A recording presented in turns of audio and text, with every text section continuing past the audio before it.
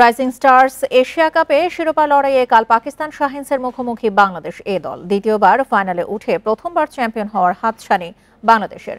অন্যদিকে তৃতীয় শিরোপায় চোখ পাকিস্তানের। দোহায় খেলা শুরু কাল রাত 8:30টায়। সুপার ওভারে 1 রানের টার্গেট কে কবে দেখেছে মনে করা মুশকিল। এমন অবাক করা ঘটনাই দেখেছে রাইজিং স্টার্স এশিয়া কাপে বাংলাদেশ ভারত সেমিফাইনাল। রিপন মণ্ডল কাণ্ডে সুপার ওভারের জয়ে ফাইনালে বাংলাদেশ। মূল ম্যাচে জেতার কথা ছিল টাইগারদের। ইনিংসের শেষ বলে ভারতের দরকার 4 রান, যার অর্থ হয় বাউন্ডারি হাঁকিয়ে জিততে হবে ভারতকে, নইলে হারবে। কারণ দৌড়ে 3 রান নেওয়াটা বেশ কঠিন। অথচ সেই কঠিন কাজ করে ম্যাচ টাই করে ভারত। 20 ওভার শেষে দু দলের রানই ছিল 6 উইকেটে 194। খেলা চলে যায় সুপার ওভারে। আরেক সেমিতে পাকিস্তান শ্রীলঙ্কা ম্যাচেও ছড়িয়েছিল রোমাঞ্চ।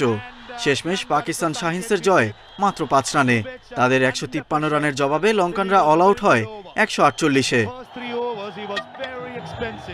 নিরপেক্ষ ভেন্যুতে কেউই ফেভারিট নয়। সেমির পারফরমেন্স ধরে রাখতে আশাবাদী আকবর আলীর দল। 2013 সালে শুরু হওয়া টুর্নামেন্টে এর আগে একবারই ফাইনাল খেলেছে বাংলাদেশ।